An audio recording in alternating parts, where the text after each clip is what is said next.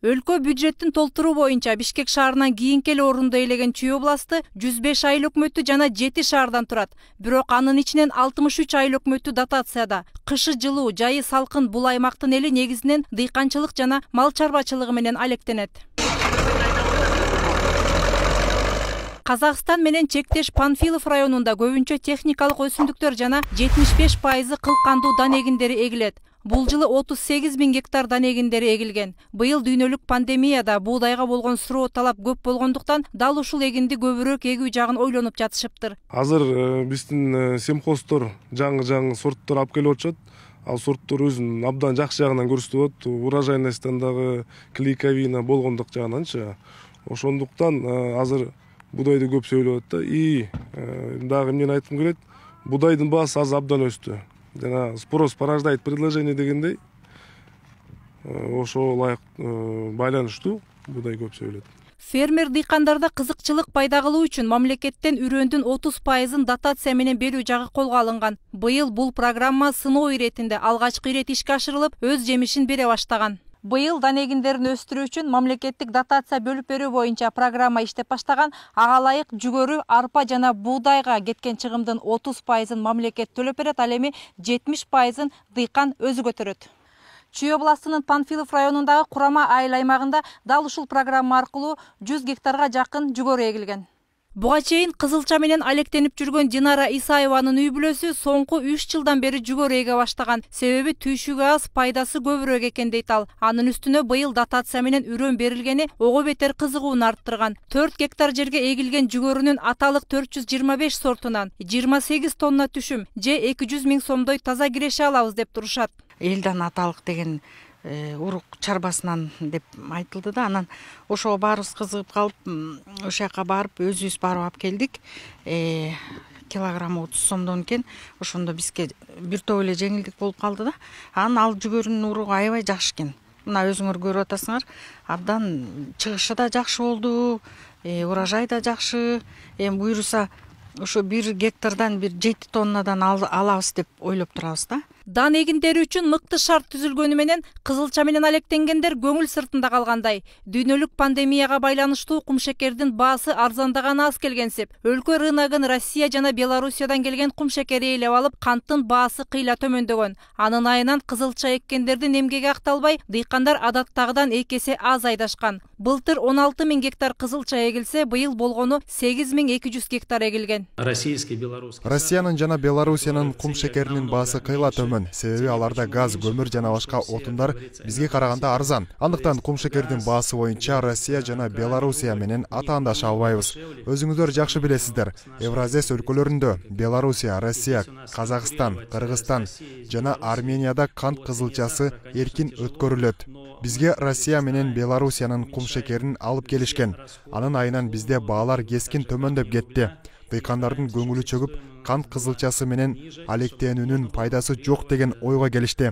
Былтыр октябрь-ноябрь айларында кумшекердин бир кабы 1300 сомго араң чыккан.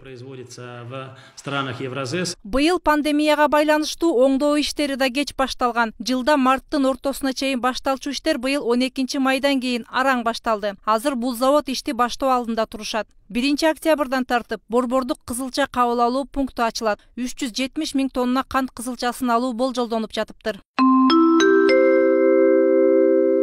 13 000ден ашуун калкы бар Панфилов районунун элин тейлөө үчүн ачылган калкты тейлөө борбору учурда бир гана бул райондун эли менен чектелбей, Москва жана Жайыл районунун тургундарына да кызмат көрсөтүп жатыптыр. Жалпысынан 6 айыл өкмөт жана 1 шаардын эли дал ушул жакка келип документтерин ырасташат. Август айында эле ишке берилген бул мекеме күнүнө 300дөн ашуун адамга кызмат көрсөтүүгө жетишет экен. Панфилов районундагы калкты тейлөө борборунун ачылышына өзүңүздөр күбө болуп отурасыздар. 8 окошко иштеп атат бүгүнкү күндө. Анан ЗАГС тармагында паспорт тармагы жана жогорку сурап кетпедиңизби. Бир жаранды кабыл алыш үчүн максималдуу түрдө 20 мүнөт же 15 мүнөттө убакыт кетет. Паспорт столдун кызматын аткарган чакан эски имарат минтип тез арада оңдоо иштеринен өткөрүлгөн. Райондогу Курама айыл өкмөтүнүн балансында турган имаратты атайын токтом менен инфокомго өткөрүп беришкен. 2019-жылы президентибиз келгенде региондор өнүктүү жана цифровизация боюнча эл менен жолукканда элдер бир нече көйгөйлүү маселелерди көтөргөн. кыйынчылык ушундай көйгөйлүү маселелер бар деп ошондо жыйында тапшырма берилген. Тапшырманын негизинде бүгүнкү күндө ушундай жакшы бир элге турмушунда мындай иштерин алдына жылуу деген жакшыртуулар болду. Ушу чоң салынып.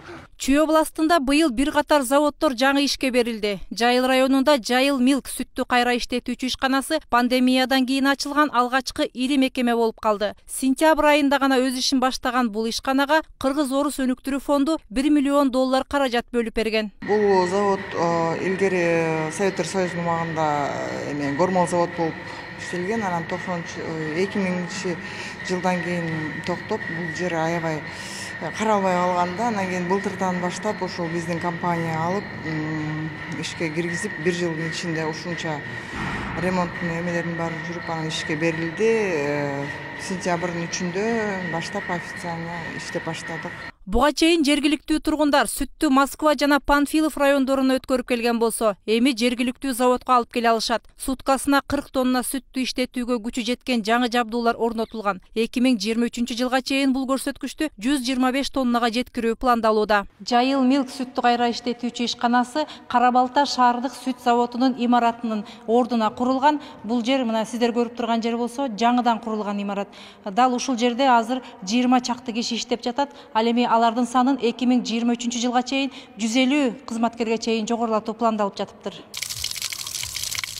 Областта таза суу көйгөйү да акырындык менен чечилип келатканын айтышат. Жайыл районунун Алексеевка айылынын тургундары 15-20 жылдан бери таза суу жетишсиздигинин азабын чегип келишкен. Айылда 7,5 миң киши жашаса, анын дээрлик 40%-на суу жетишсиз болуп келген. Быйыл Дүйнөлүк банктын колдоосу менен 110 миллион сомго жаңы суу өткөрүүчү түйүн салынды. 450гө жакын 37 километрлик түтүкчө орнотулган. 3 скважина тазаланып, жаңы насостор коюлган. Насостар экинчи подъем деп коет. Дайын 4 насос коюлган. Бунфос деген фирманын насостору коюлган. Ошол насостор менен элге суунун давлениясын, көлөмүн давлениясын нук менен берип турат да. Бирок буга чейин таза суунун 1 кубу үчүн киши башына 35 сомдон төлөгөн жергиликтүү тургундар абонент катары суунун 1 кубун 28 сомдон төлөп калганына нааразы болуп жатышыптыр. Тарифтин өзүнүн расчёттору бар. Ошол расчёттордун негизинде ошол 28 сом болуп чыккан. Панфиловский айыл өкмөтүндө ушундай эле долбоор бүткөн. Ал жерден бүгүнкү күндө 38 сом болуп бекитилген. Биздики 28 сом, аны башка сокулук жактарды алсак, аяктыкы 23 сом, 21 сом деп баалары бекитилген да. Бирок элдин арасында анча-мынча нааразычылыктар бар. Биз эми жаңы иштеп келаткан ишканабыз, биз деле ушул ценовой политиканы биз кайра карап чыкканга биз азыр караштырып атабыз да. Областта бир катар социалдык объектилер оңдоп түзөөдөн өткөрүлдү. Учурда бардык аймактарда мобилдик байланыш орнотулган. Бирок тоолуу аймактарда жашагандар, окуучулар, мугалимдери менен кайтарым байланыш түзө албай убара тартып жатканын айтып келишет. Ошондой эле айрым айылдарда таза суу маселеси дагы деле толук чечиле элек. Мээрим Ташыбекова, Талант Рысов, 7 канал, Чүй областы.